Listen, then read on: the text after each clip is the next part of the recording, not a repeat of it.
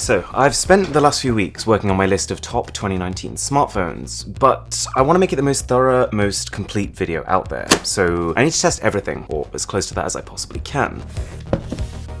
So out here I've got pretty much all the contenders for that list that I haven't fully yet brought in and tested myself, including 3 really wacky smartphones, which we're going to get to at the end. There are 17 phones in total, so we're going to start with the LG G8X ThinQ, and this is a surprising phone for a few reasons. Alright, so first things first, we've got an LG branded screen cleaning cloth, and we've got the smartphone itself, and generally speaking, the way this phone is packaged is pretty standard fare, except for this. So you're looking at the package of a second display, which is strange because we're in 2019, the year of the foldable phone, and in a way LG is kind of flying in the face of that. They say that this is actually going to offer a better experience. I will say this, it's surprisingly good value for money. For $699, you're getting the smartphone as well as this second display and a whole load of other A-grade specifications, like a Snapdragon 855, a 4000 mAh battery, and the widest ultra-wide camera I've ever seen on a phone. This is a quick comparison shot between the main camera and that ultra-wide.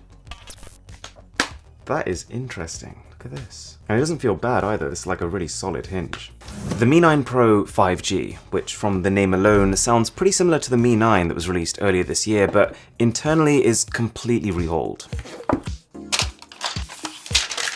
That is a nice looking back, and actually matte finish as well, which is always plus points from me. For starters, the charging speeds have been given a lot of love here. You can get 40 watts of power from the wired charge, or actually what is almost more surprising is that the Mi 9 Pro 5G can charge wirelessly nearly as fast as that. It's got a larger battery than before, and ticks all the performance boxes: Snapdragon 855 Plus, 12 gigs of RAM, and UFS 3.0 storage, plus 5G. And one of the exciting things about this thing is again price, because at $520 if we convert the Chinese price, you could expect it to be around $600 if it actually does launch in the US. Oh yeah, and massive thanks to Surfshark VPN for sponsoring this video. At around $349, I've had a lot of people ask me to take a look at the Nokia 7.2, and packaging wise, I'm pretty sure all these Nokia phones kinda look the same, but the phone itself is pretty interesting.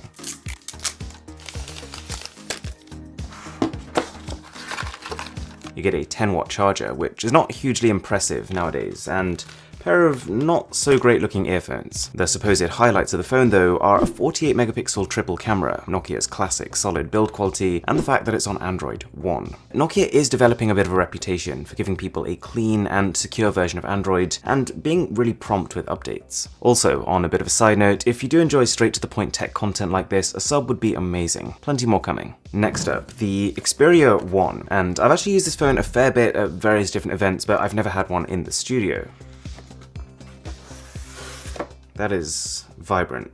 You've probably seen it before. It has this super tall design that Sony claims makes the phone more suited to scrolling social media feeds and watching cinematic video. The display also happens to be world's first 4K OLED on a smartphone, and when you find video that fills the screen and you find applications that support it, it's impressive. I just don't think this is going to become a mainstream format, and so it's not going to get the support that makes it worth it. There's also this triple camera on the back, said to be impressive, and it comes with the Cinema Pro app, which goes a long way to recreating the feel of a full-frame Sony Alpha camera. It's apparently pretty good, but I'll test this myself.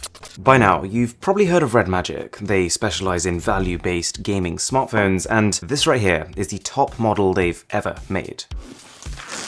It is the 12 gig RAM, 256 gig storage model of their Red Magic 3S in an exclusive colorway they call Cyber Shade, and wow, that is really something. You're effectively paying $599 for every feature you'd want in order to play games. The absolute best power, emphasis on heat dissipation with a physical fan inside, a gigantic 5000 mAh battery, and a 90Hz fluid display to make things appear even smoother. And I gotta say, if you're into this aggressive gaming aesthetic, and having a phone with a subtle design isn't a priority for you, then it's kind of refreshing that you've got a phone right here where the company has just gone nuts on the design. I actually really like it.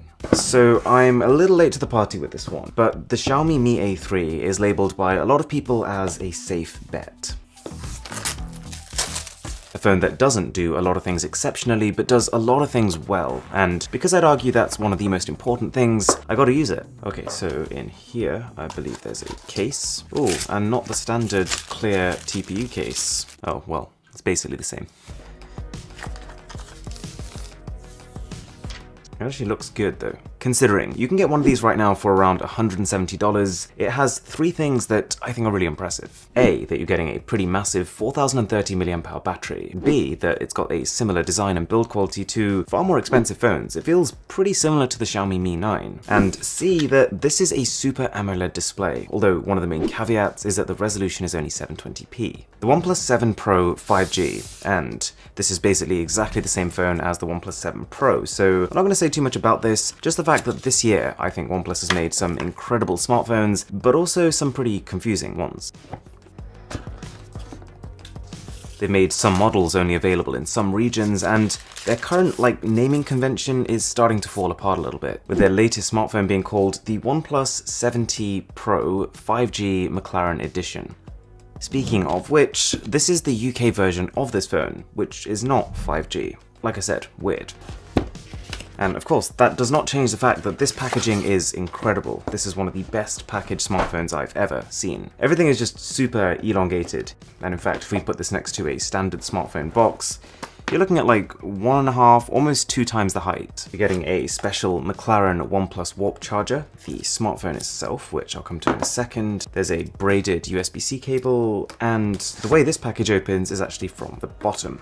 So this lower section, I believe, yeah, so you get a special limited edition McLaren case as well. Fun fact, this is actually made using the same materials as you find on a McLaren steering wheel. As for the phone itself, on one hand, internally, this is the best of the best, but on the other hand, externally, I don't think I like the way it looks. When I first saw this phone, I genuinely thought that someone had spilled something on the back and the glass was stained. One thing I do instantly like though is the papaya highlight on a black body. Next up is this guy, the Nubia Z20, and it feels like this is a phone built to get a reaction. That's some really unusual packaging. So we do get a case, and it's a bit of a different case because this is a bit of a different phone. This thing has a primary display on one side of the phone, which basically fills the whole front, but then a smaller secondary display on the back. So actually, just before I made this video, I watched the trailer from the company to show how they were trying to sell this idea of having dual screens, and I came away a bit unconvinced. The main benefit I can get on board with is being able to turn the phone around and use the main high-grade rear camera as the front camera too.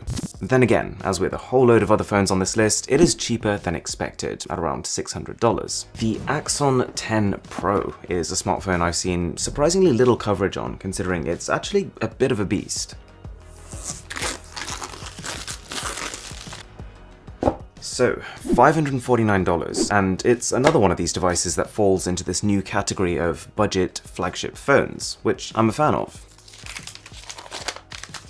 It's really rounded, it's got a pebble-like feel to it. I like the way it looks, but time will tell if it actually does anything to stand out from this crowd. The UmiDigi S3 Pro is a phone that's been sitting on my desk for about a year now, completely unopened, which is bad, but even today, on paper, it seems like pretty good value. You've got this felt interior, which is a nice touch. Ooh, and that cable is pretty unusual. Take a look at this. So $250 for a 48 megapixel dual camera. You've got a 5150 mAh battery, and you've got 6 gigs of RAM and 128 gigs of storage. Plus, what I think is really cool here is they've actually embossed the Mr. Who's the Boss logo onto the back of the phone. They really didn't have to do that, but I appreciate it. There's also the Realme X2, which is the standard model of the Realme X2 Pro that I really liked and I reviewed not too long ago. Because, as is often the case with smartphones, the better value actually comes from the base model.